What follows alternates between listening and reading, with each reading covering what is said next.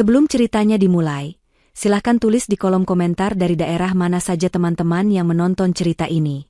Jangan lupa like dan subscribe agar channel ini bisa semakin berkembang dan bisa mempersembahkan cerita yang lebih menarik lagi. Langit di luar jendela berwarna jingga pekat, pertanda senja akan segera berganti malam. Namun, di dalam rumah megah berlantai 2 itu, lampu-lampu kristal sudah berpendar terang, memantulkan kilaunya pada lantai marmer yang bersih mengilap. Suara tawa dan obrolan ringan puluhan tamu undangan memenuhi ruang keluarga yang luas, berbaur dengan aroma sedap aneka masakan yang tersaji di atas meja prasmanan. Hari ini adalah hari arisan bulanan keluarga besar, dan seperti biasa, rumah Amar dan Nadia yang menjadi tuan rumahnya. Nadia, dengan senyum yang tak pernah lepas dari bibirnya, bergerak lincah dari satu sudut ke sudut lain. Ia memastikan gelas para tamu tak pernah kosong, menawarkan piring tambahan, dan menjawab pujian-pujian basa-basi dengan keramahan yang tulus. Ia mengenakan gamis sederhana berwarna biru pastel, kontras dengan para sepupu dan kerabat iparnya yang berlomba-lomba memamerkan perhiasan emas dan tas bermerek. Baginya, kebahagiaan keluarga adalah segalanya, dan ia rela menjadi yang paling sibuk demi melihat semua orang tersenyum. Di sofa paling empuk, duduklah Rina, adik satu-satunya Amar, layaknya seorang ratu. Jemarinya yang lentik dengan kuku bercat merah menyala sibuk menari di atas layar ponsel. Sesekali ia tertawa kecil melihat sesuatu di sana. Di sebelahnya, Ibu Ratna, sang mertua, mengipas-ngipas wajahnya sambil melemparkan tatapan puas ke sekeliling ruangan. Baginya, arisan ini adalah panggung untuk menunjukkan betapa sukses dan terpandangnya keluarga mereka.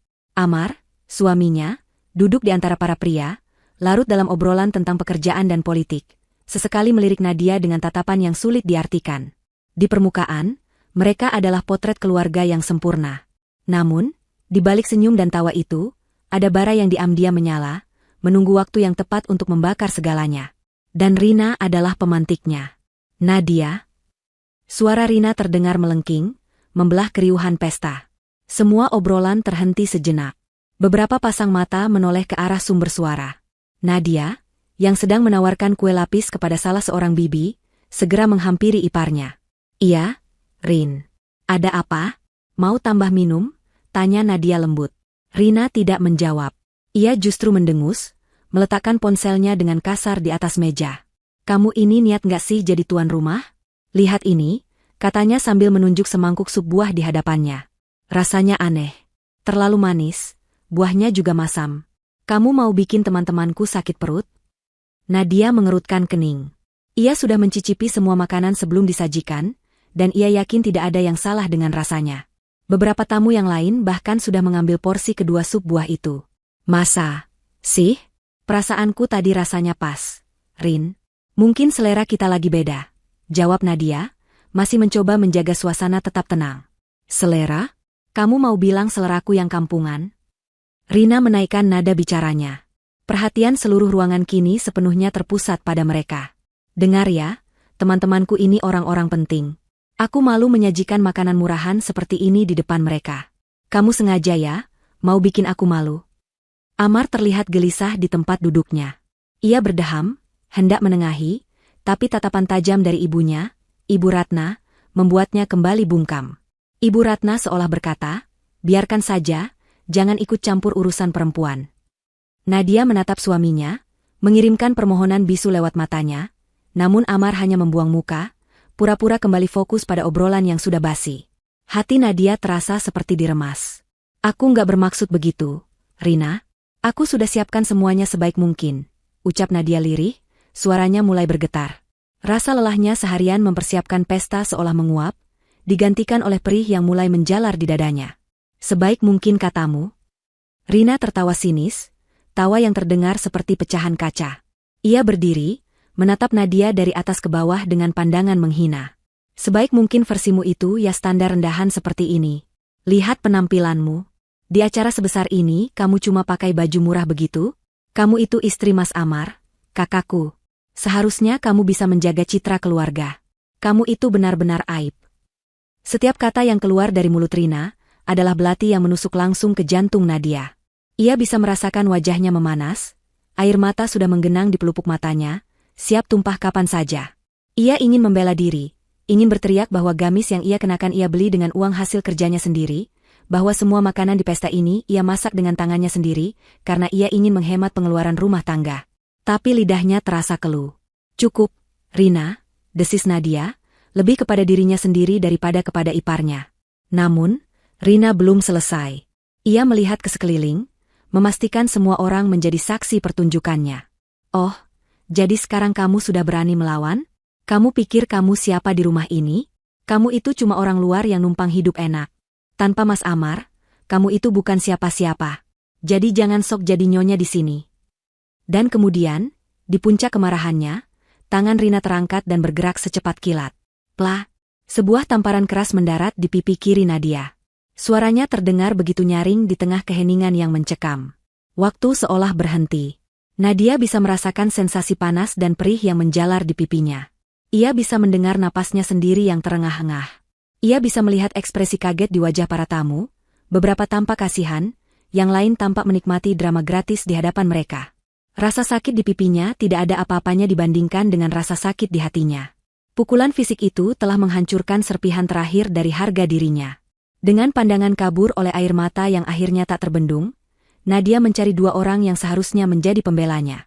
Pertama, ia menatap Ibu Ratna. Mertuanya itu hanya memandangnya dengan tatapan dingin, bahkan ada sedikit senyum kemenangan di sudut bibirnya. Seolah-olah tamparan itu adalah sesuatu yang memang pantas Nadia dapatkan. Kemudian, tatapan terakhirnya ia labuhkan pada Amar, suaminya, sandarannya, pria yang pernah berjanji akan selalu menjaganya. Amar terpaku di tempatnya, matanya membelalak kaget, tapi ia tidak bergerak. Ia tidak berdiri. Ia tidak mengatakan sepatah kata pun. Ia hanya diam, membiarkan istrinya dipermalukan di depan puluhan pasang mata. Melihat kebisuan Amar, Rina merasa mendapat pembenaran.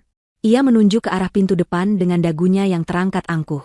Sekarang, pergi dari rumah ini, bentaknya dengan suara bergetar karena emosi. Aku tidak sudi satu atap dengan perempuan tidak tahu diri sepertimu. Bawa barang-barangmu dan enyah dari sini.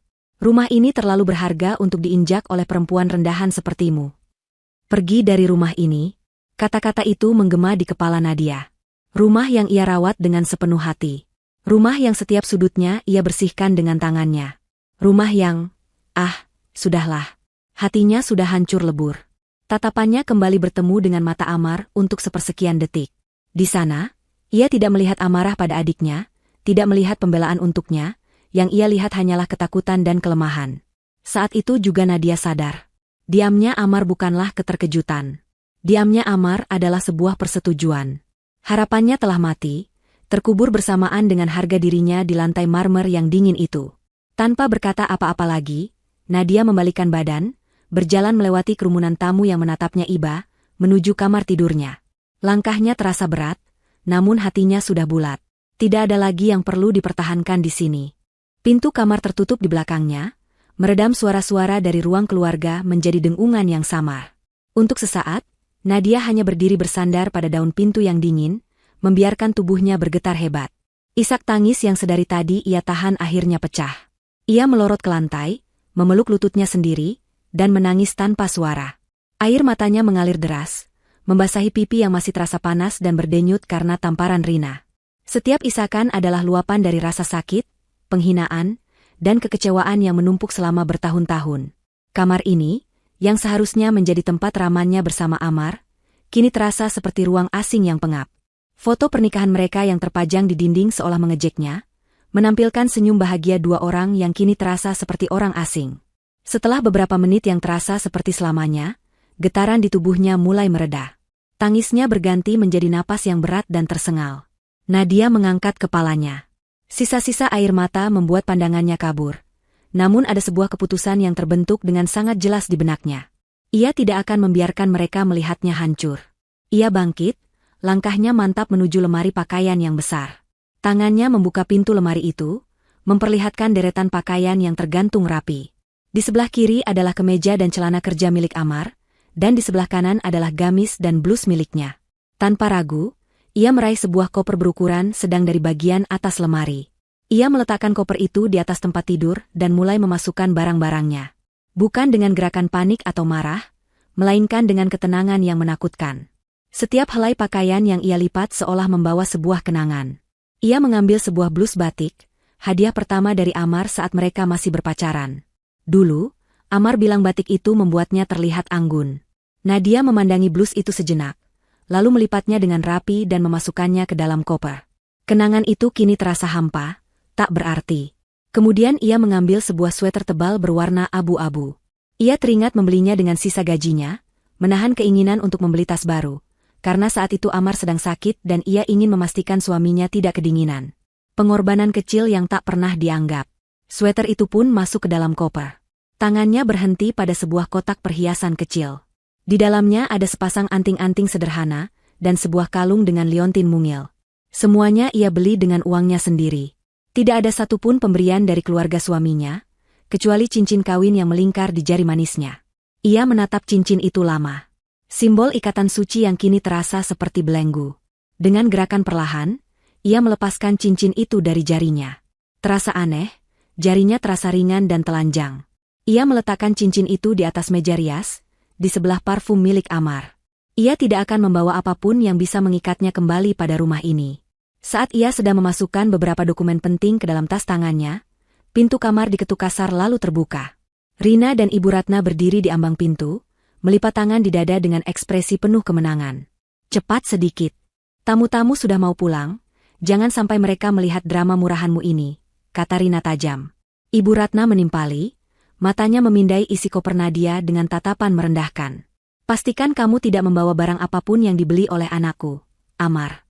Kami tidak mau ada barang kami yang dibawa oleh seorang pengemis sepertimu. Nadia tidak menjawab. Ia hanya terus berkemas, menganggap kehadiran mereka seperti angin lalu. Sikap diamnya justru membuat Rina semakin marah. Hei, kamu tuli? Dengar tidak apa yang ibuku katakan? Cepat keluar dari sini. Kamu itu cuma parasit yang mencemari rumah ini. Nadia akhirnya selesai.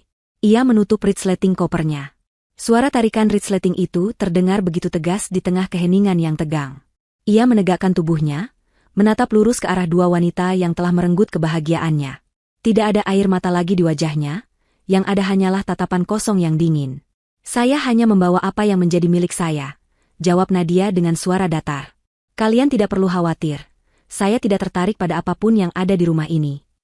Nadia mengangkat kopernya, lalu berjalan melewati mereka tanpa menoleh sedikitpun. Langkahnya mantap saat ia menuruni tangga. Di ruang keluarga, beberapa tamu yang masih tersisa menatapnya dengan berbagai ekspresi.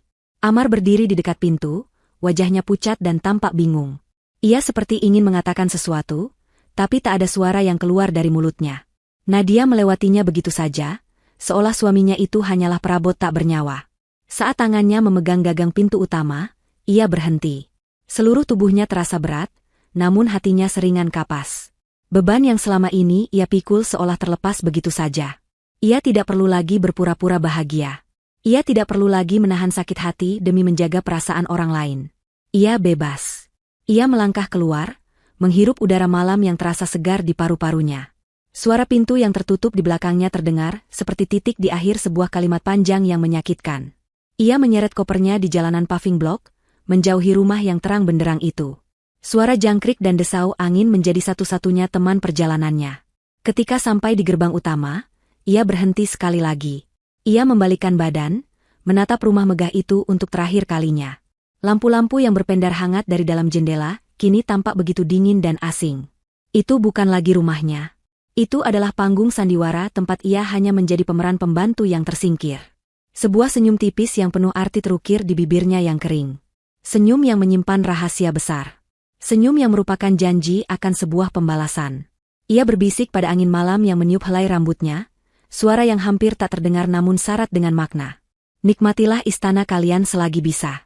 Istana yang kalian tidak tahu siapa yang sesungguhnya membayarnya.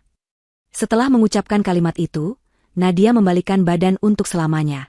Ia berjalan ke dalam kegelapan malam, meninggalkan istana itu beserta semua kenangan pahit di dalamnya. Ia tidak tahu akan pergi kemana, tapi ia tahu satu hal, ia tidak akan pernah kembali. Langkahnya mungkin gontai, tapi jiwanya sudah mulai membangun fondasi baru yang jauh lebih kuat. Nadia tiba di sebuah rumah kos sederhana di gang yang tidak terlalu lebar, diantar oleh ojek online yang ia pesan dari pinggir jalan raya. Bangunan 2 lantai itu dicat warna krem yang sudah sedikit kusam, namun tampak bersih dan terawat. Seorang ibu parubaya yang ramah, pemilik kos, menyambutnya dan mengantarkannya ke sebuah kamar di lantai bawah. Kamar itu tidak luas, mungkin hanya sepertiga dari ukuran kamar tidurnya di rumah Amar. Hanya ada sebuah kasur busa di atas dipan kayu rendah, lemari plastik 2 pintu, dan sebuah meja kecil dengan kursi. Jendelanya menghadap langsung ke tembok belakang rumah tetangga, menyisakan celah sempit yang hanya bisa menangkap sedikit cahaya matahari. Setelah membayar uang sewa untuk 1 bulan ke depan dengan sisa uang tunai di dompetnya, Nadia akhirnya sendirian. Ia meletakkan kopernya di lantai dan duduk di tepi kasur yang terasa sedikit keras. Keheningan di dalam kamar itu begitu pekat, sangat kontras dengan keramaian pesta yang baru saja ia tinggalkan. Tidak ada lagi suara tawa palsu, tidak ada lagi tatapan menghakimi. Hanya ada dirinya dan deru napasnya sendiri. Untuk pertama kalinya dalam beberapa jam terakhir, ia merasa bisa bernapas dengan lega. Ini adalah awal yang baru. Awal yang menyakitkan, terjal, namun sepenuhnya miliknya. Ia membuka koper dan mulai mengeluarkan isinya. Hanya beberapa helai pakaian, beberapa buku, dan sebuah map berisi dokumen-dokumen penting. Ijazah, akta lahir, dan buku tabungannya. Saat tangannya menyentuh buku tabungan itu, jemarinya berhenti. Buku inilah yang menjadi saksi bisu dari pengorbanan terbesarnya, sekaligus sumber dari penderitaannya. Pikirannya melayang kembali ke sebuah malam 3 tahun yang lalu. Malam itu hujan turun dengan derasnya, seolah ikut merasakan kekalutan yang melanda rumah tangga mereka. Amar pulang kerja dengan wajah yang belum pernah Nadia lihat sebelumnya. Pucat, putus asa, dan kalah. Ia duduk di sofa ruang keluarga, melempar tas kerjanya begitu saja ke lantai, dan menutupi wajahnya dengan kedua tangan. Nadia, yang saat itu sedang menyiapkan makan malam, segera menghampirinya dengan cemas. Dengan suara bergetar, Amar menceritakan semuanya. Usaha rintisan yang ia bangun bersama teman-temannya bangkrut total. Ia tertipu, dan semua modal yang ia tanamkan ludes tak bersisa. Yang lebih parah, ia telah menjaminkan beberapa aset untuk pinjaman modal, dan kini para penagih utang mulai mengejarnya. Nadia mendengarkan semua itu dengan jantung berdebar kencang, namun ia berusaha tetap tenang demi suaminya. Kita masih punya tabungan, Mas. Kita bisa pakai itu dulu, katanya mencoba menenangkan. Amar menggeleng lemah. Tidak akan cukup, Nat. Utangnya terlalu banyak. Dan, cicilan rumah bulan ini belum aku bayar. Bulan kemarin juga aku menunggak. Pihak bank sudah menelepon terus. Saat itulah bom yang sesungguhnya meledak. Rumah itu, yang merupakan hadiah dari orang tua Amar saat mereka menikah, ternyata belum lunas. Masih ada cicilan KPR dengan tenor 15 tahun yang harus dibayar. Selama ini, Nadia mengira gaji Amar lebih dari cukup untuk menutupi semuanya. Ternyata, sebagian besar uangnya habis untuk menjaga gaya hidup dan menuruti kemauan Rina dan ibunya. Rumah ini bisa disita, Nat, bisik Amar, suaranya parau menahan tangis. Aku tidak bisa membayangkan kalau ibu dan Rina tahu. Aku akan jadi laki-laki gagal di mata mereka. Kita akan kehilangan segalanya. Melihat suaminya begitu hancur, hati Nadia ikut sakit. Saat itu, cintanya pada Amar masih begitu besar. Ia tidak bisa membayangkan hidup di jalanan. Tapi yang lebih ia takuti adalah melihat pria yang ia cintai kehilangan harga dirinya. Malam itu, setelah Amar tertidur karena kelelahan, Nadia tidak bisa memejamkan mata. Ia duduk di depan meja kerjanya, membuka laptop, dan mulai menghitung. Ia membuka rekening tabungannya sendiri, menghitung bonus tahunan dari kantornya, dan memproyeksikan pendapatannya. Gaji Nadia sebagai manajer di sebuah perusahaan swasta memang jauh lebih besar dari penghasilan Amar, sesuatu yang tidak pernah ia ungkit demi menjaga perasaan suaminya. Setelah menghitung dengan cermat, ia menemukan sebuah solusi. Solusi yang berat, namun satu-satunya yang mereka punya. Keesokan paginya, ia mengajak Amar bicara. Mas, aku sudah hitung semuanya, kata Nadia pelan, menyodorkan secangkir kopi hangat. Gajiku, setelah dipotong semua kebutuhan kita, masih cukup untuk membayar cicilan rumah itu setiap bulan. Bahkan kita masih bisa menabung sedikit. Amar menatapnya dengan pandangan tidak percaya. Maksudmu, kamu yang akan membayar cicilannya? Nadia mengangguk. Ini rumah kita juga, kan? Kita hadapi ini bersama-sama. Wajah Amar menunjukkan sedikit kelegaan, namun dengan cepat digantikan oleh keraguan dan rasa malu. Tapi, bagaimana dengan ibu dan Rina? Apa kata mereka nanti kalau tahu menantunya, iparnya, yang membayar cicilan rumah? Mereka akan merendahkanku seumur hidup. Nat, aku tidak sanggup. Nadia meraih tangan suaminya, menggenggamnya erat. Mereka tidak perlu tahu, katanya mantap. Biarlah ini menjadi rahasia kita berdua. Di depan mereka, semuanya masih seperti biasa. Kamu yang tetap menjadi kepala keluarga yang bertanggung jawab. Aku yang akan transfer uangnya setiap bulan. Yang penting, rumah kita aman dan nama baikmu terjaga. Amar menatapnya lama, matanya berkaca-kaca. Ia memeluk Nadia dengan erat. Terima kasih, Nat. Terima kasih. Kamu menyelamatkanku. Aku janji, aku akan bekerja lebih keras. Aku janji akan selalu melindungimu. Aku tidak akan pernah membiarkan siapapun menyakitimu, bisiknya di telinga Nadia. Janji. Sebuah kata yang kini terasa seperti racun. Nadia tersadar dari lamunannya oleh suara notifikasi dari ponselnya. Ia meraih benda pipi itu dari atas meja. Layarnya menampilkan pengingat kalender, jatuh tempo pembayaran KPR. 3 tahun. Selama 3 tahun ia memegang teguh rahasia itu. Selama 3 tahun ia mengorbankan hampir seluruh gajinya untuk istana yang di dalamnya, ia diperlakukan seperti pembantu. Ia menahan diri untuk tidak membeli baju baru agar Rina bisa membeli tas edisi terbatas. Ia memasak setiap hari agar mereka bisa menghemat, dan Ibu Ratna bisa menggunakan uang belanja dari Amar untuk pergi ke salon. Ia menolak ajakan reuni teman-temannya karena tidak punya uang saku lebih, sementara keluarganya berlibur keluar kota. Semua demi janji Amar dan keutuhan keluarga yang palsu itu. Dan balasannya? Sebuah tamparan, hinaan, pengusiran, dan suami yang diam 1000 bahasa saat harga dirinya diinjak-injak. Kemarahan yang dingin dan membara menjalari hatinya. Itu bukan lagi amarah yang membabi buta, melainkan kemarahan yang memberinya kekuatan dan kejernihan berpikir. Ia tidak merasa dendam, ia hanya merasa sudah saatnya keadilan ditegakkan. Pengorbanannya sudah selesai. Dengan jari yang mantap tanpa keraguan sedikitpun, Nadia membuka aplikasi mobile banking di ponselnya. Ia masuk ke menu transfer terjadwal.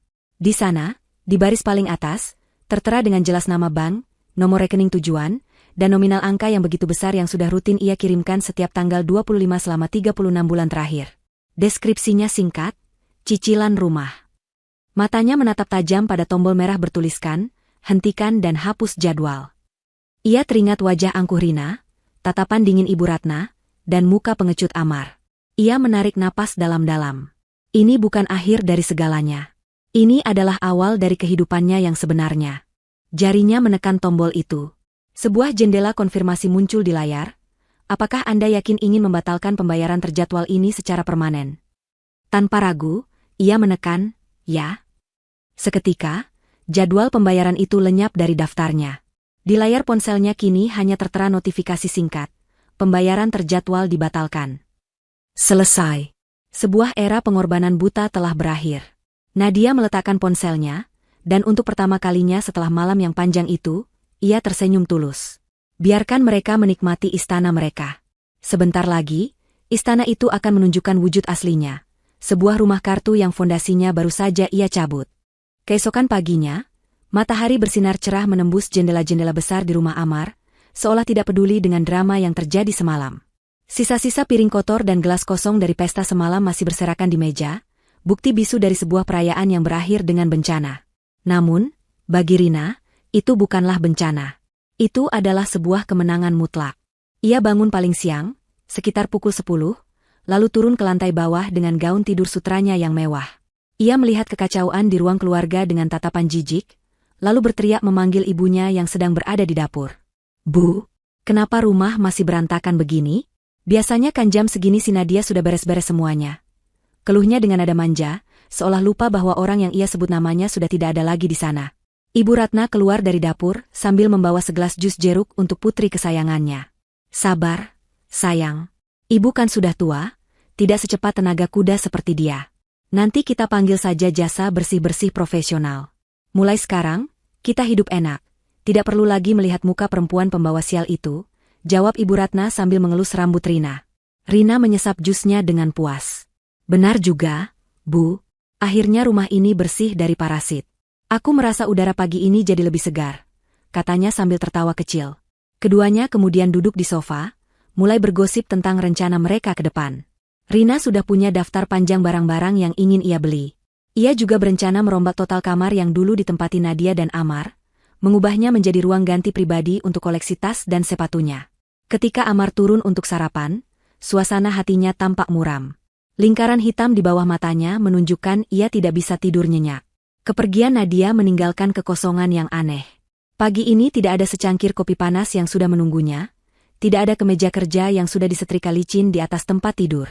Ia harus membuat semuanya sendiri. Namun, saat melihat ibu dan adiknya tertawa ceria, setiap ons rasa bersalah yang sempat muncul di hatinya langsung ia tekan dalam-dalam. Mas, murung amat. Harusnya kamu senang, dong.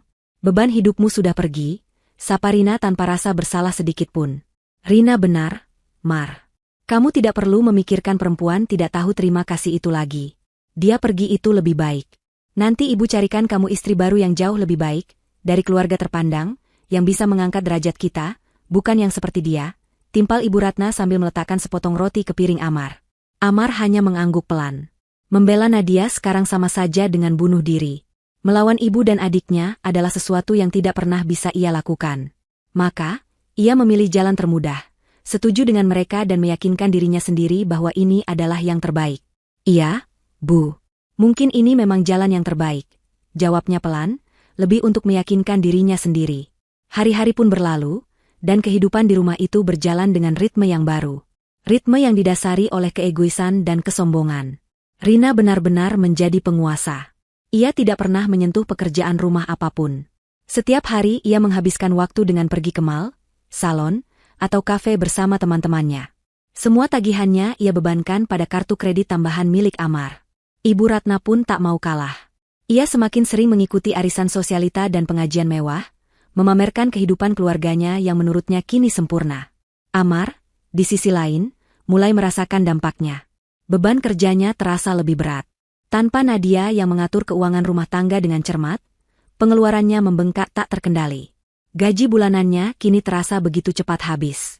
Namun, setiap kali ia mencoba mengingatkan Rina atau ibunya untuk sedikit berhemat, mereka akan langsung menyerangnya. Kamu ini pelit amat sih, Mas. Dulu waktu ada Nadia, kamu tidak pernah begini.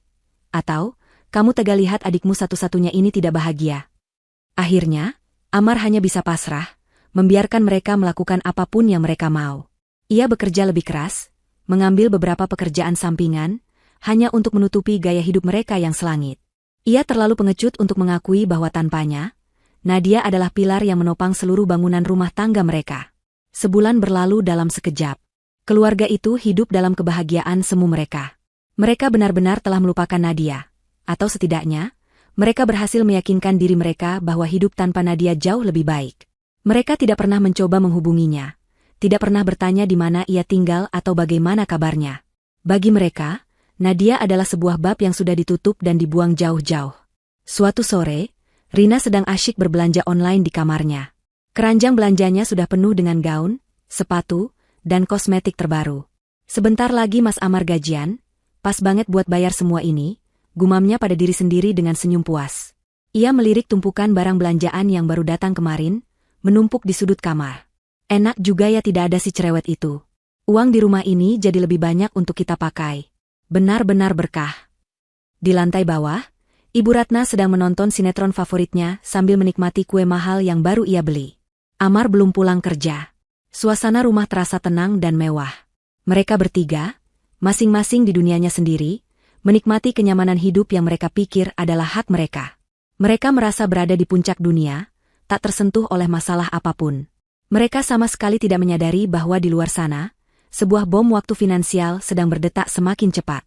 Surat tagihan kartu kredit yang menumpuk, saldo tabungan yang menipis, dan yang paling fatal, sebuah kewajiban bulanan yang terlupakan, semuanya siap meledak dan meruntuhkan istana kebanggaan mereka hingga tak bersisa. Awan gelap kehancuran sudah menggantung tepat di atas atap rumah mereka. Namun mereka terlalu silau oleh kemewahan untuk bisa melihatnya. 2 minggu telah berlalu sejak kepergian Nadia. 2 minggu yang bagi Rina dan Ibu Ratna terasa seperti liburan panjang. Mereka berhasil meyakinkan Amar, dan yang lebih penting, diri mereka sendiri, bahwa semua masalah telah hilang bersamaan dengan langkah kaki Nadia meninggalkan rumah. Amar, yang didorong oleh rasa bersalah dan kelemahan, bekerja lebih giat dari sebelumnya. Ia sering pulang larut malam, wajahnya kuyu menahan lelah dan stres yang ia sembunyikan rapat-rapat di balik topeng ketenangan. Ia menelan ludah pahit setiap kali Rina memamerkan hasil belanjaannya, atau ketika ibunya meminta uang untuk kegiatan sosialitanya. Ia tidak berani menolak. Penolakan akan memicu pertanyaan, dan pertanyaan akan menuntun pada kebenaran yang tidak sanggup ia hadapi, bahwa ia tidak mampu menopang gaya hidup keluarganya sendirian. Suatu sore yang terik, tukang pos berhenti di depan gerbang rumah mereka. Di antara tumpukan brosur dan surat tagihan rutin, terselip sebuah amplop berwarna coklat dengan logo bank yang tercetak jelas di sudut kiri atas. Amplop itu tampak lebih tebal dan lebih kaku dari biasanya. Ibu Ratna, yang kebetulan sedang menyiram tanaman di teras, mengambil tumpukan surat itu. Ia melirik amplop dari bank itu sekilas, tidak menaruh curiga sedikitpun, lalu meletakkannya di atas meja konsol di dekat pintu masuk, di atas tumpukan surat lain yang belum sempat dibuka oleh Amar. Baginya, itu hanyalah urusan sepele, urusan laki-laki yang tak perlu ia pikirkan. Malam harinya, Amar pulang dengan bahu yang terasa berat. Proyek di kantornya sedang menumpuk, dan tekanan untuk menghasilkan lebih banyak uang semakin menghimpitnya. Ia melihat tumpukan surat di atas meja. Dengan helaan napas panjang, ia mulai membukanya satu persatu. Tagihan kartu kredit Rina yang angkanya membuatnya mengernyit. Tagihan listrik dan air yang melonjak drastis. Ia menyingkirkan semua itu dengan perasaan muak. Lalu, tangannya meraih amplop coklat dari bank. Jantungnya sedikit berdebar tanpa alasan yang jelas. Firasat buruk mulai merayapinya. Ia merobek amplop itu dengan hati-hati. Di dalamnya bukan lembar tagihan biasa. Matanya langsung tertuju pada sebuah kata yang dicetak tebal dengan tinta merah di bagian atas surat, peringatan. Di bawahnya tertulis dengan jelas, surat peringatan pertama atas tunggakan cicilan KPR. Tubuh Amar seketika menegang. Dunianya seolah berhenti berputar. Ia membaca kalimat-kalimat berikutnya dengan napas tertahan. Surat itu menyatakan bahwa pembayaran cicilan untuk bulan sebelumnya telah melewati tanggal jatuh tempo, dan belum juga dilunasi. Tertera jumlah cicilan pokok ditambah denda keterlambatan yang harus segera dibayarkan. Tidak mungkin, bisiknya, suaranya nyaris tak terdengar. Ia mencoba meyakinkan dirinya sendiri bahwa ini adalah kesalahan sistem. Mungkin ia lupa. Ya, pasti ia hanya lupa melakukan transfer. Sebuah harapan kecil yang bodoh. Rina, yang sedang berjalan menuruni tangga sambil memainkan ponselnya, melihat wajah kakaknya yang pucat pasi. "Kenapa, Mas? Kayak lihat hantu aja?" tanyanya dengan nada ringan. Amar tidak menjawab. Ia hanya menyodorkan surat itu pada adiknya. Rina mengambilnya dengan malas, matanya memindai isi surat itu dengan cepat. Bukannya panik, ia justru tertawa kecil. "Halah, cuma ginian doang. Aku kira apaan? Ya ampun, Mas, kamu ini pelupa banget sih sekarang. Tinggal bayar aja, kan? Apa susahnya?" katanya, lalu mengembalikan surat itu kepada Amar seolah itu adalah selebaran tak berharga. Ibu Ratna, yang mendengar percakapan mereka, ikut mendekat. "Ada apa?" tanyanya. "Ini loh, Bu, Mas Amar lupa bayar cicilan rumah, sampai dapat surat peringatan segala."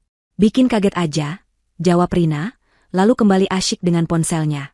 Ibu Ratna menepuk bahu Amar pelan. "Lain kali jangan sampai lupa, Mar. Kan tidak enak kalau sampai dapat surat begini lagi." "Ya sudah, cepat kamu urus sana. Jangan dibikin pusing, nanti cepat tua," nasihatnya dengan enteng, seolah masalahnya sesederhana itu. Amar hanya bisa menatap ibu dan adiknya dengan pandangan kosong. Mereka tidak tahu. Mereka sama sekali tidak mengerti. Bagi mereka, uang seolah muncul begitu saja dari langit. Mereka tidak pernah tahu betapa besar angka yang tertera di surat itu, dan betapa kecil angka yang ada di rekening gajinya. Setelah kedua wanita itu berlalu, meninggalkan Amar sendirian di ruang tengah yang terasa dingin, kepanikan yang sesungguhnya mulai mencengkeramnya. Ia bergegas masuk ke ruang kerjanya dan menutup pintu. Tangannya yang sedikit gemetar meraih ponsel. Ia membuka aplikasi perbankan, memeriksa saldo rekeningnya. Angka yang muncul di layar seolah mengejeknya. Saldo itu tidak akan cukup, bahkan untuk membayar separuh dari cicilan yang tertunggak. Keringat dingin mulai membasahi pelipisnya. Ia bersandar di kursi, kepalanya terasa pening. Dan kemudian, sebuah kesadaran yang mengerikan mulai merayap masuk ke dalam benaknya. Sebuah kebenaran yang selama ini ia sangkal habis-habisan. Bukan ia yang lupa. Ia memang tidak pernah membayarnya. Selama 3 tahun terakhir, ia tidak pernah mentransfer sepeser pun untuk cicilan rumah ini. Nadia yang melakukannya. Amar menutupi wajahnya. Potongan-potongan ingatan mulai menyerbunya tanpa ampun. Ia teringat bagaimana Nadia sering menolak saat ia ajak makan di restoran mahal, dengan alasan, masakan di rumah lebih enak. Ia teringat bagaimana Nadia sudah tidak pernah membeli baju baru selama setahun terakhir. Selalu berkata, "Bajuku masih banyak yang bagus." Ia teringat bagaimana Nadia sering terlihat pucat dan lelah, namun selalu tersenyum dan berkata ia baik-baik saja saat ditanya. Semua pengorbanan kecil itu, semua kebohongan putih itu, kini terlihat begitu jelas. Nadia telah menenun sebuah jaring pengaman finansial untuk keluarga mereka, dan mereka dengan bodohnya merobek jaring itu lalu mengusir si penenunnya. Namun, egonya sebagai laki-laki masih berontak. Tidak mungkin hanya dari gajinya, pikirnya panik. Mungkin dia punya penghasilan lain yang aku tidak tahu. Mungkin dia memakai uang orang tuanya. Ia mencoba mencari-cari penjelasan lain, penjelasan apapun yang tidak membuatnya terlihat begitu menyedihkan dan tidak bertanggung jawab. Tapi jauh di lubuk hatinya, ia tahu. Ia tahu persis dari mana uang itu berasal. Uang itu berasal dari keringat istrinya. Istri yang ia biarkan ditampar dan dihina di depan matanya. Malam itu, Amar tidak bisa tidur. Ia berbaring di tempat tidur yang terasa terlalu luas dan kosong, memandangi langit-langit kamar yang gelap. Surat peringatan itu tergeletak di meja samping tempat tidur, seperti sebuah bom waktu. Ia merasa terperangkap. Di satu sisi, ada kebenaran yang mengerikan tentang ketergantungannya pada Nadia. Di sisi lain, ada ibu dan adiknya yang hidup dalam kebahagiaan buta, menuntut gaya hidup yang tidak mampu ia sediakan. Ia sendirian. Untuk pertama kalinya, ia merasakan ketakutan yang sesungguhnya. Ketakutan akan kehilangan segalanya karena kebodohan dan kepengecutannya sendiri. Ia menatap surat itu lagi. Sebutir keringat dingin menetes dari keningnya, membasahi bantal. Ia tidak tahu bagaimana cara memperbaikinya. Ia tidak punya uangnya. Dan ia terlalu malu untuk mengakui kebenarannya. 2 minggu berikutnya terasa seperti neraka pribadi bagi Amar. Setiap hari ia hidup dalam kecemasan. Surat peringatan kedua telah tiba, kali ini dengan bahasa yang lebih keras dan ancaman yang lebih nyata, dan ia menyembunyikannya di dasar laci kerjanya sebelum ada yang melihat.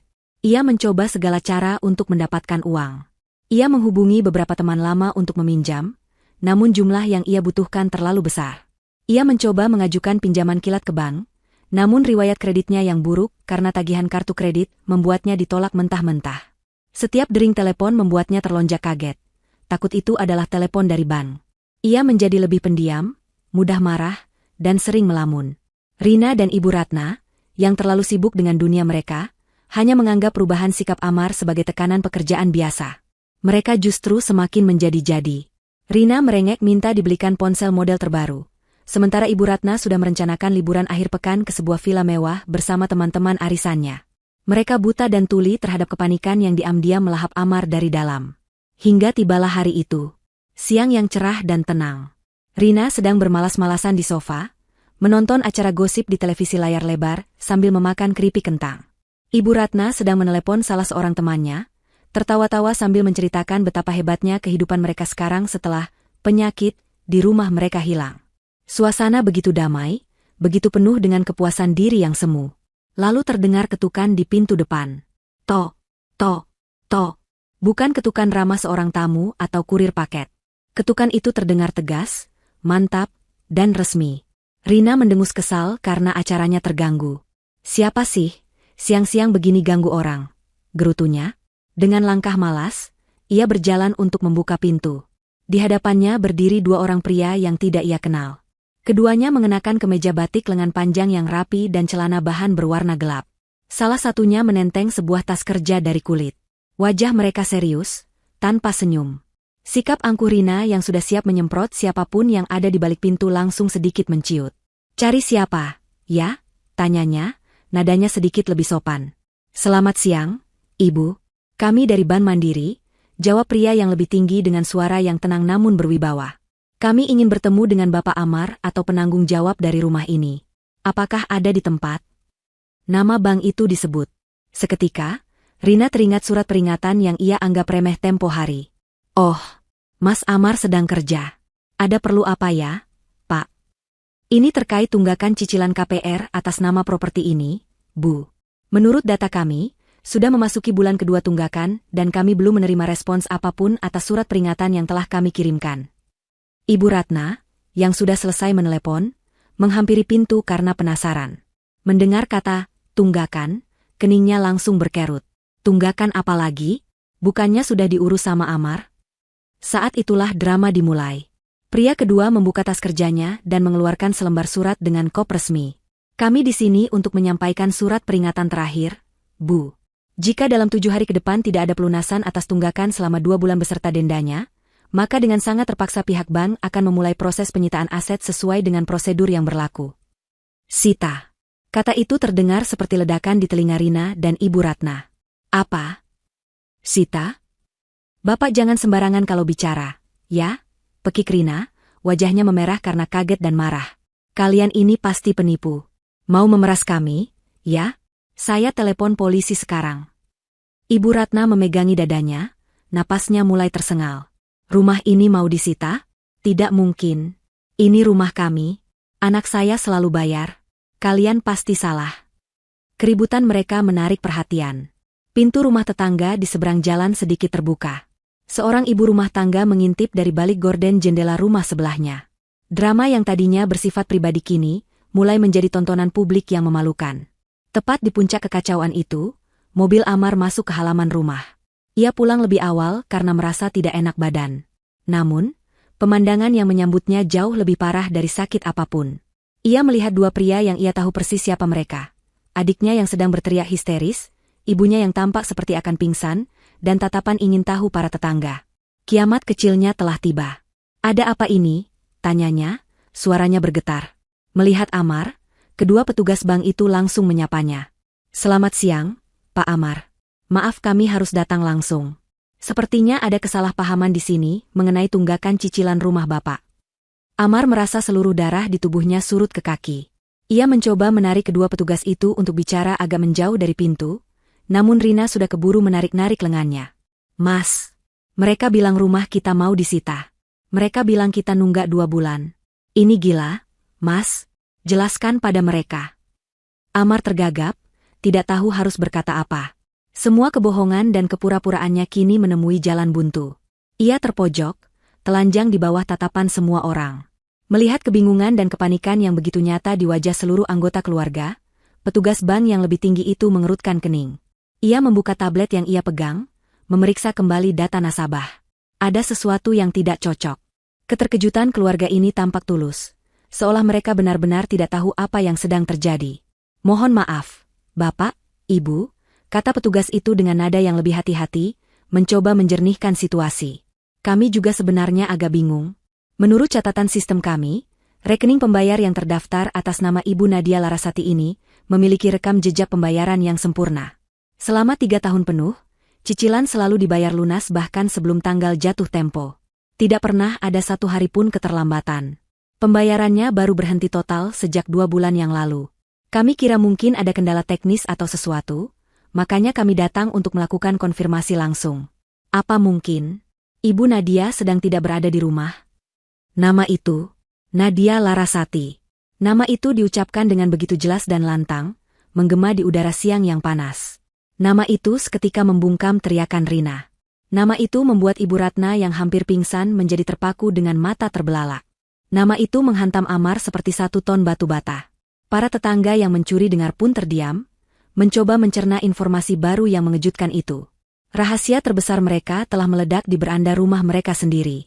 Bukan Amar sang kepala keluarga yang hebat. Bukan Ibu Ratna sang nyonya besar. Bukan pula Rina sang putri manja. Melainkan Nadia.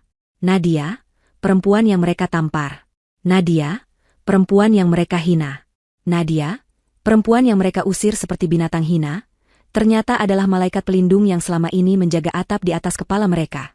Dan mereka, dengan tangan mereka sendiri, telah menggunting sayap malaikat itu. Wajah mereka bertiga membeku, diliputi kengerian, keterkejutan, dan rasa malu yang tak terhingga. Mereka baru saja menyadari bahwa mereka tidak hanya melakukan sebuah kekejaman, tetapi juga sebuah tindakan bunuh diri yang paling bodoh. Dunia keluarga Amar mungkin telah runtuh menjadi puing-puing kehancuran dan rasa malu. Namun 20 kilometer dari sana, di belahan kota yang lain, dunia Nadia justru sedang mekar. 2 bulan yang telah berlalu adalah periode transformasi total baginya. Kamar kos sempit yang menjadi pelabuhan pertamanya kini telah ia tinggalkan. Dengan tabungan pribadi yang selama ini tidak pernah ia sentuh dan bonus besar dari promosi yang baru saja ia dapatkan di kantor, Nadia menyewa sebuah unit apartemen studio di gedung yang modern dan bersih. Ruangannya tidak besar, namun terasa begitu lapang dan penuh cahaya. Jendela kacanya yang lebar menyuguhkan pemandangan kota dari lantai 12, pemandangan yang selalu mengingatkannya bahwa dunia ini luas dan penuh kemungkinan. Tidak ada lagi perabotan berat dan ukiran kayu gelap, seperti di rumah Amar. Apartemen ini ia isi dengan perabotan minimalis berwarna cerah. Sebuah sofa kecil yang nyaman, rak buku tinggi yang mulai terisi dengan novel-novel favoritnya, dan sebuah meja kerja mungil di sudut ruangan. Di dekat jendela, Ia meletakkan sebuah pot berisi tanaman monstera, yang daunnya yang hijau subur seolah melambangkan pertumbuhan hidupnya yang baru. Setiap sudut apartemen ini adalah cerminan dirinya. Sederhana, mandiri, dan penuh harapan. Ia tidak lagi bangun pagi untuk menyiapkan sarapan bagi orang lain, melainkan untuk dirinya sendiri. Terkadang ia hanya menyeduh secangkir kopi hitam dan menikmatinya di balkon kecil, sambil merasakan hangatnya sinar matahari pagi. Ia menemukan kembali kebahagiaan-kebahagiaan kecil yang telah lama hilang darinya. Transformasinya tidak hanya terjadi secara personal, tetapi juga profesional. Di kantor, tanpa beban pikiran dan drama rumah tangga yang menguras energinya, kinerja Nadia melesat tajam. Ia menjadi lebih fokus, lebih percaya diri, dan lebih berani dalam menyuarakan ide-idenya. Proyek besar yang ia pimpin berhasil melampaui target. Membuatnya mendapatkan pujian langsung dari Dewan Direksi dan promosi jabatan menjadi seorang manajer senior. Rekan-rekan kerjanya yang dulu hanya mengenalnya sebagai sosok yang pendiam dan sedikit pemurung, kini melihat sisi lain dari Nadia. Mereka melihat seorang pemimpin yang cerdas, tegas, namun tetap rendah hati. "Nat, kamu kelihatan beda banget sekarang," kata Sarah, sahabat dekatnya di kantor, saat mereka sedang makan siang bersama di sebuah kafe. "Auramu itu loh, lebih bersinar. Kayak ada beban berat yang keangkat dari pundakmu." Nadia tersenyum, senyum yang tulus dari hati. "Mungkin memang benar, Sar. Aku baru sadar, selama ini aku membawa beban yang bukan milikku." "Syukurlah kamu sudah lepas dari keluarga parasit itu," timpal Sarah ketus. Ia adalah satu-satunya orang yang tahu sedikit tentang masalah rumah tangga Nadia. "Aku sudah bilang dari dulu, mereka itu cuma manfaatin kebaikanmu. Apalagi si ipar nenek sihir dan suami pengecutmu itu." Nadia hanya tertawa kecil. Dulu, ia pasti akan membela Amar jika ada yang menjelek-jelekannya. Kini, ia hanya merasa tidak ada lagi yang perlu dibela. "Sudahlah, itu masa lalu. Sekarang aku mau fokus ke masa depanku saja." Dan ia benar-benar melakukannya. Akhir pekannya tidak lagi dihabiskan untuk membersihkan rumah sebesar istana. Ia mulai mengisi waktunya dengan kegiatan yang ia sukai. Ia bergabung dengan sebuah klub buku, menghidupkan kembali hobinya membaca yang sempat mati suri. Ia mulai rutin berolahraga lari di taman kota setiap pagi, merasakan betapa segarnya udara dan betapa kuat tubuhnya. Ia juga mulai menyambung kembali tali silaturahmi dengan keluarga kandungnya di kampung, yang selama ini terpaksa ia jaga jaraknya, karena Ibu Ratna tidak menyukai mereka. Melalui telepon video, ia bisa melihat wajah bahagia ibu dan ayahnya saat melihat putri mereka kembali ceria. Tentu saja, proses penyembuhannya tidak selalu mulus. Ada malam-malam di mana ia merasa kesepian, teringat akan kenangan manis bersama Amar di awal pernikahan mereka. Ada saat-saat di mana rasa sakit, karena penghinaan itu kembali terasa menusuk. Namun, ia tidak membiarkan perasaan itu menguasainya. Ia membiarkan dirinya merasakan sakit itu, mengakuinya, lalu melepaskannya perlahan. Ia sadar bahwa ia tidak bisa mengubah masa lalu, tapi ia punya kendali penuh atas masa kini dan masa depannya. Kekuatan terbesarnya bukanlah karena ia tidak pernah jatuh, melainkan karena ia selalu mampu untuk bangkit kembali. Sore itu, Nadia pulang ke apartemennya dengan perasaan ringan. Presentasinya di depan klien penting berjalan lancar dan mendapat pujian. Ia membeli sebungkus nasi goreng dari pedagang kaki lima favoritnya di dekat apartemen, makanan sederhana yang terasa jauh lebih nikmat daripada hidangan mewah di rumah Amar. Sambil bersenandung kecil, ia menyiram tanaman monstera kesayangannya di balkon. Langit senja melukiskan warna-warni yang indah, menjanjikan malam yang tenang dan pagi yang cerah. Ia merasa damai. Benar-benar damai. Di tengah kedamaian itulah, ponselnya yang tergeletak di meja bergetar dan berdering. Sebuah melodi ceria yang terasa sedikit ironis. Nadia masuk ke dalam, meraih ponselnya, dan seketika seluruh kedamaian itu sedikit teruji. Di layar, tertera sebuah nama yang sudah 2 bulan ini tidak pernah muncul. Amar. Jantungnya berdebar sedikit lebih cepat, sebuah reaksi refleks yang wajar. Namun, tidak ada rasa panik, tidak ada rasa takut, apalagi rindu. Yang ada hanyalah sebuah kesadaran bahwa momen ini akhirnya tiba. Momen di mana masa lalunya datang untuk mengetuk pintu masa depannya. Ia membiarkan telepon itu berdering beberapa kali, sambil menarik napas panjang dan mengembuskannya perlahan. Ia bukan lagi Nadia yang lemah dan penurut. Ia bukan lagi korban yang bisa mereka permainkan. Ia kini adalah seorang wanita yang memegang kendali atas takdirnya sendiri. Dengan jari yang mantap, ia menggeser ikon hijau di layarnya. Ia menempelkan ponsel itu ke telinga, menatap pemandangan kota dari jendelanya yang mulai dihiasi kerlip lampu. "Halo?" Suaranya terdengar begitu tenang, begitu datar, dan begitu dingin. Suara seorang wanita asing, bukan suara istri yang pernah menangis memohon pembelaan dari suaminya. Di seberang telepon, ia bisa mendengar suara tarikan napas yang berat dan putus asa. Permainan telah berubah. Dan kini, ia yang memegang semua kartu kemenangannya. Suara Amar di seberang telepon terdengar persis seperti yang Nadia bayangkan. Kacau, putus asa, dan penuh kepanikan. Ia berbicara dengan cepat dan terbata-bata, menceritakan tentang surat peringatan, tunggakan 2 bulan, dan ancaman penyitaan dari bank. Ia terdengar seperti orang yang tenggelam, mencoba meraih apapun untuk menyelamatkan dirinya. Nadia mendengarkan semua itu tanpa menyela, membiarkan Amar menumpahkan semua ketakutannya. Tidak ada sedikit pun rasa kasihan di hatinya. Yang ada hanyalah perasaan dingin dan datar, seolah ia sedang mendengarkan laporan masalah dari orang yang tidak ia kenal. Jadi, aku mohon, Nat, tolong kami kali ini saja. Aku tahu aku salah. Aku langsung ke intinya saja. Amar, apa yang kamu mau? Potong Nadia, suaranya setajam pisau. Ia tidak punya waktu atau energi untuk mendengar penyesalan palsu. Amar terdiam sejenak, kaget dengan nada bicara Nadia yang begitu asing. Kami butuh uang untuk membayar tunggakan itu, Nat. Aku mohon, pinjami kami. Nanti aku akan ganti, aku janji. Nadia tertawa kecil, tawa kering tanpa humor. Pinjam? Kamu tahu persis aku tidak punya uang sebanyak itu lagi. Uangku sudah habis untuk membayar cicilan rumahmu selama 3 tahun. Amar terdengar semakin putus asa. Kalau begitu, temui kami, Nat. Bicaralah dengan pihak bank. Mungkin mereka mau memberimu keringanan. Aku, Ibu, dan Rina, kami mohon padamu. Kami ingin bertemu denganmu besok. Nadia berpikir sejenak. Menolak bertemu akan lebih mudah, tapi ia tahu ia harus menghadapi mereka untuk terakhir kalinya. Ia perlu menutup bab ini dengan tangannya sendiri, di hadapan mereka. Baik, katanya tegas. Besok, jam 3 sore. Di kafe kopi kenangan yang ada di Mall Grand City. Datanglah tepat waktu. Dan jangan coba-coba mencari tahu di mana aku tinggal. Sebelum Amar sempat menjawab, Nadia langsung mematikan teleponnya. Ia tidak mau mendengar ucapan terima kasih atau rengekan lebih lanjut. Ia yang menentukan tempat dan waktunya. Ia yang memegang kendali. Keesokan harinya, Nadia mempersiapkan diri seolah akan menghadapi sebuah pertemuan bisnis penting. Ia memilih setelan kerja semi-formal, sebuah blus berwarna krem yang elegan dan celana bahan berwarna hitam yang pas di badan.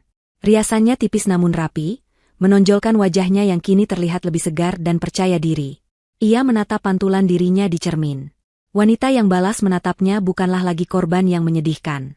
Ia adalah seorang penyintas yang kuat. Ia tiba di kafe 15 menit lebih awal, memilih meja di sudut yang sedikit tersembunyi namun tetap bisa mengamati pintu masuk. Ia memesan segelas es kopi susu, dan mulai membaca buku yang ia bawa. Ia sengaja membuat dirinya terlihat santai dan tidak terbebani, kontras dengan apa yang akan ia hadapi. Tepat pukul 3 sore, mereka datang. Pintu kafe terbuka, dan masuklah 3 sosok yang berjalan dengan langkah ragu-ragu. Pemandangan itu begitu menyedihkan hingga nyaris menggelikan. Mereka seperti 3 orang pesakitan yang sedang melakukan ziarah untuk memohon pengampunan. Amar tampak paling kurus dan tua. Kantung matanya menghitam, rambutnya sedikit acak-acakan. Ibu Ratna, yang biasanya selalu tampil glamor, kini hanya mengenakan gamis kusam, wajahnya sembab dan pucat tanpa riasan. Dan Rina, sang putri arogan, berjalan menunduk dengan mata bengkak. Penampilannya lusuh dan sama sekali tidak mencerminkan citra sosialita yang selalu ia banggakan. Mereka melihat Nadia, dan berjalan menghampiri mejanya dengan langkah berat, seperti narapidana yang berjalan menuju tiang gantungan. Duduklah, kata Nadia tanpa tersenyum, menunjuk kursi-kursi kosong di hadapannya. Mereka bertiga duduk dengan canggung.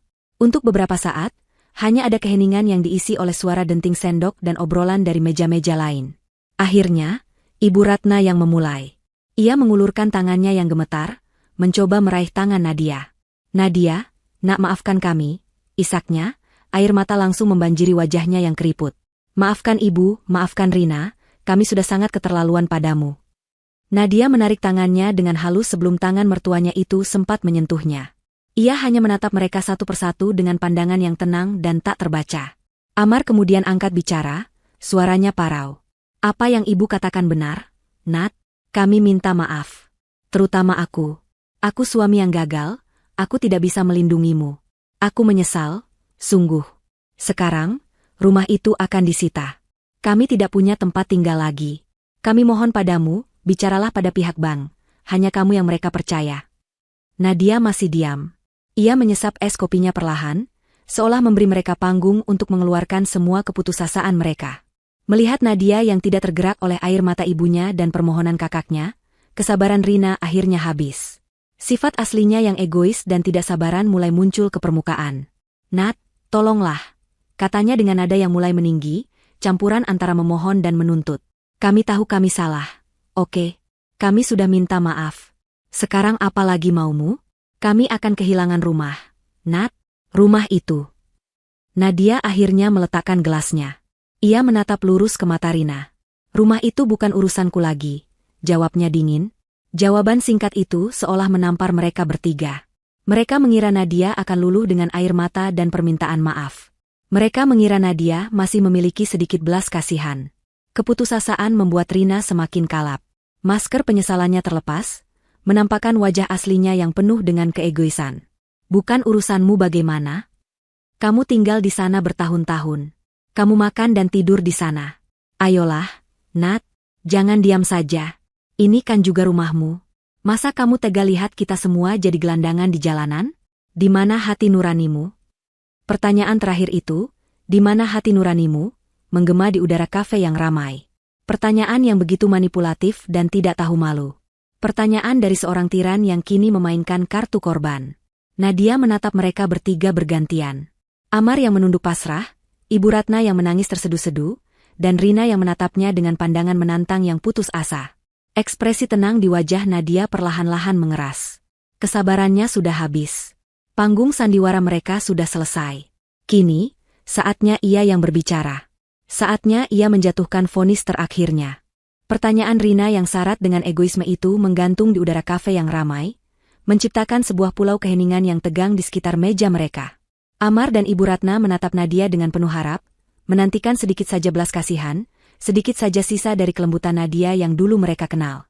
Namun, wanita yang duduk di hadapan mereka kini bukanlah lagi wanita yang sama. Pertanyaan itu adalah percikan api terakhir yang membakar habis sisa-sisa kesabaran Nadia. Ekspresi tenangnya perlahan lenyap, digantikan oleh ketajaman yang dingin dan menusuk. Ia meletakkan kedua tangannya di atas meja, mencondongkan tubuhnya sedikit ke depan, dan menatap mereka satu persatu. Panggung sandiwara telah berakhir. Tirai telah diturunkan. Kini saatnya ia berbicara, bukan sebagai korban, melainkan sebagai hakim. "Hati nuraniku," ulang Nadia, suaranya pelan namun terdengar begitu jelas, membelah keheningan di antara mereka. "Kamu bertanya di mana hati nuraniku, Rina? Hati nuraniku ada di sana 2 bulan yang lalu. Di ruang keluarga rumah itu, di tengah puluhan pasang mata." Nadia mengalihkan tatapannya, menatap lurus ke dalam mata Rina yang kini mulai menunjukkan ketakutan. "Hati nuraniku ada di pipiku, yang terasa panas dan berdenyut setelah tanganmu mendarat di sana. Apakah kamu masih ingat suaranya?" Suara tamparanmu terdengar begitu nyaring, sampai-sampai seluruh tamu terdiam. "Hati nuraniku ada di air mataku yang jatuh, saat aku menyadari betapa hinanya aku di matamu." Ia berhenti sejenak, membiarkan kata-katanya meresap. "Lalu kamu berteriak.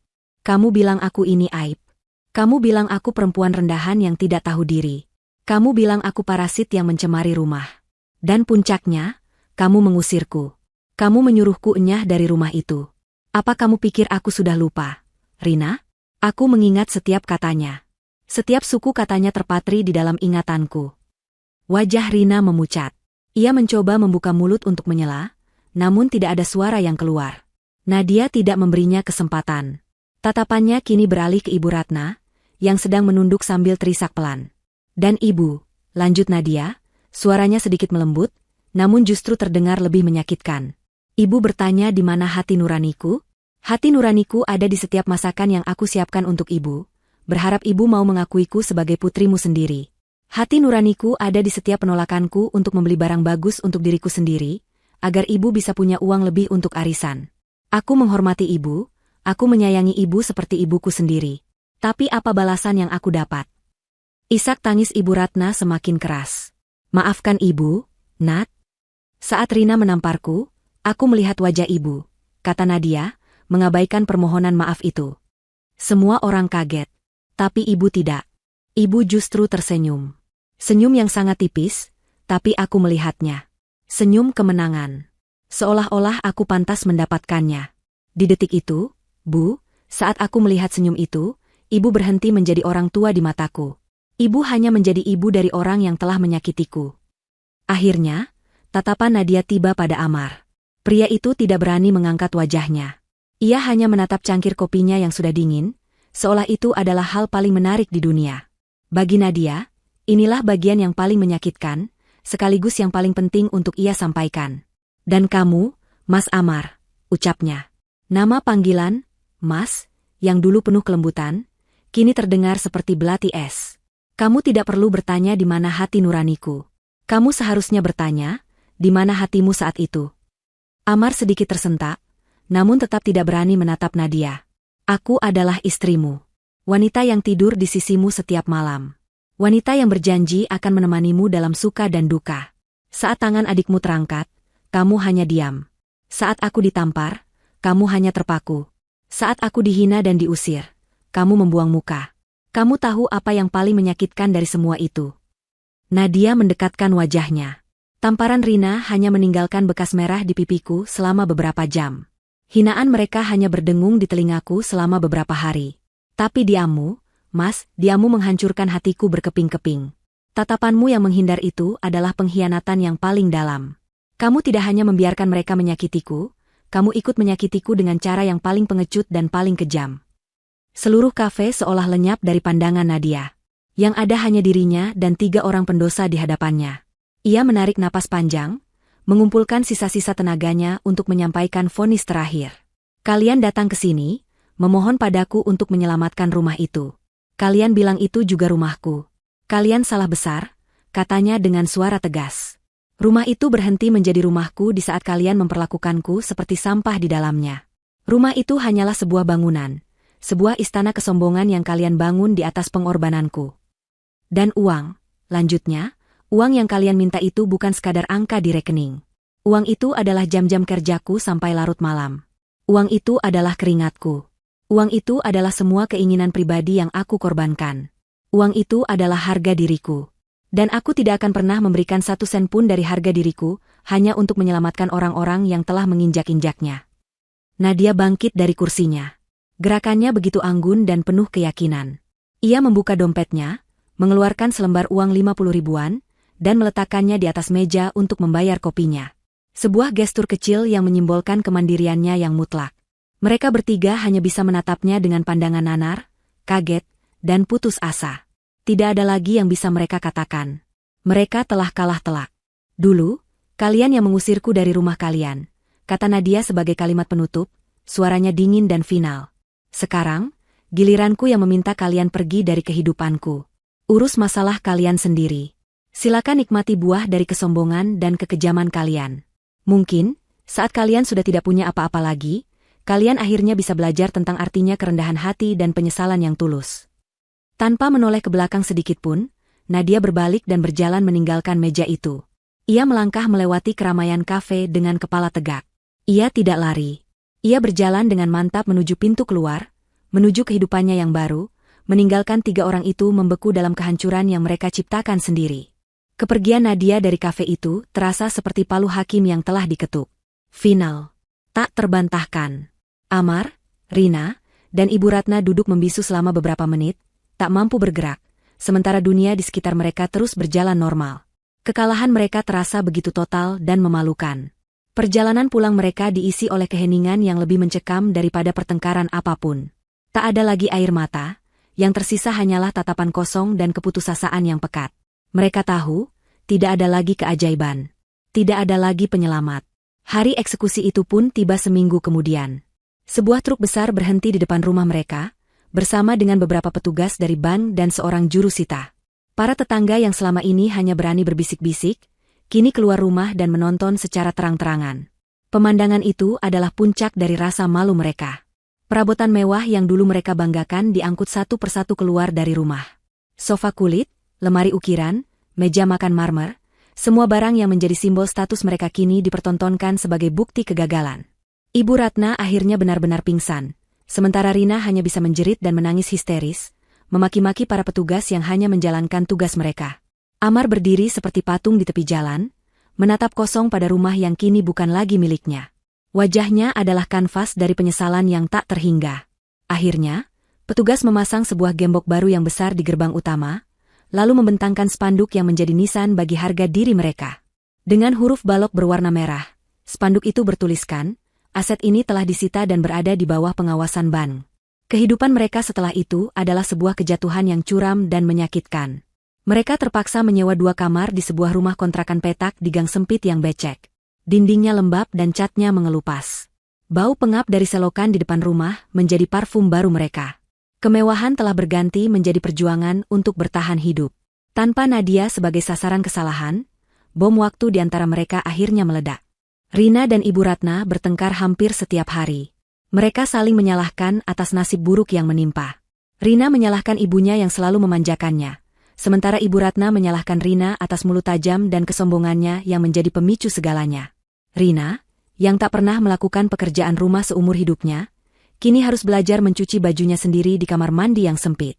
Wajahnya yang dulu terawat kini kusam, dan lingkaran pertemanannya yang glamor meninggalkannya begitu saja saat tahu ia telah jatuh miskin.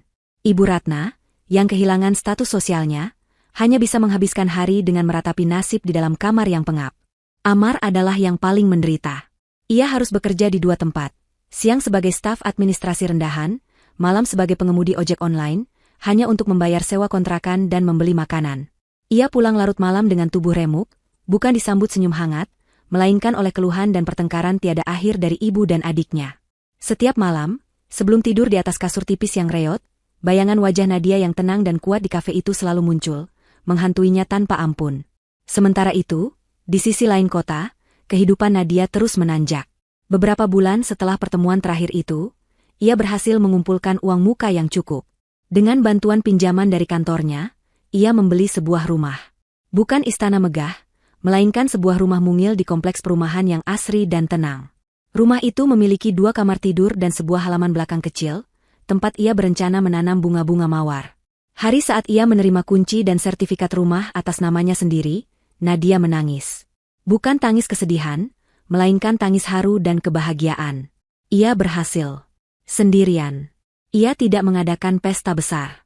Ia hanya mengundang keluarga kandungnya dan beberapa sahabat terdekat untuk syukuran kecil. Suasana di rumah barunya begitu hangat, penuh dengan tawa tulus dan doa yang baik.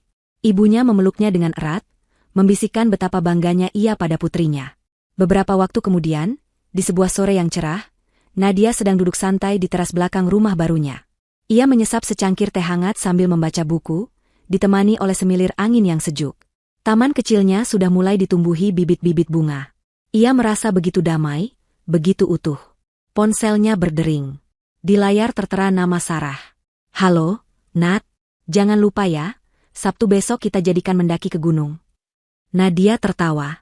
"Jadi, dong, aku sudah siapkan semuanya. Sampai ketemu, ya." Ia menutup teleponnya, lalu kembali menatap langit senja yang berwarna keemasan. Hidupnya kini penuh dengan rencana-rencana baru, petualangan baru, dan orang-orang yang tulus menyayanginya. Ia telah menemukan kembali dirinya yang hilang. Di saat yang hampir bersamaan, nun jauh di sana, di depan sebuah gerbang yang terkunci dan berkarat, sebuah mobil berhenti. Sepasang calon pembeli turun bersama seorang agen properti. Mereka menatap spanduk, dijual oleh bank, yang warnanya sudah mulai pudar. Rumah megah di baliknya kini tampak kusam dan tak berpenghuni, seperti sebuah monumen kosong yang menyimpan cerita tentang kesombongan yang berakhir dengan kehancuran. Pemandangan itu kontras dengan senyum damai di wajah Nadia. Ia telah memenangkan pertarungan dalam hidupnya bukan dengan balas dendam yang membabi buta, melainkan dengan membangun kebahagiaannya sendiri, di atas fondasi kekuatan dan harga dirinya. Karma memang nyata, dan bagi Nadia, pemandangannya dari puncak kebahagiaan yang ia bangun sendiri, terasa begitu indah, terasa begitu indah, terasa begitu indah, terasa begitu indah, terasa begitu indah, terasa begitu indah, terasa begitu indah, terasa begitu indah, terasa begitu indah, terasa begitu indah, terasa begitu indah, terasa begitu indah, terasa begitu indah, terasa begitu indah, terasa begitu indah, terasa begitu indah. Terasa begitu indah, terasa begitu indah, terasa begitu indah, terasa begitu indah, terasa begitu indah, terasa begitu indah, terasa begitu indah, terasa begitu indah, terasa begitu indah, terasa begitu indah, terasa begitu indah, Terasa begitu indah. Terasa begitu indah. Terasa begitu indah. Terasa begitu indah. Terasa begitu indah. Terasa begitu indah. Terasa begitu indah. Terasa begitu indah. Terasa begitu indah. Terasa begitu indah.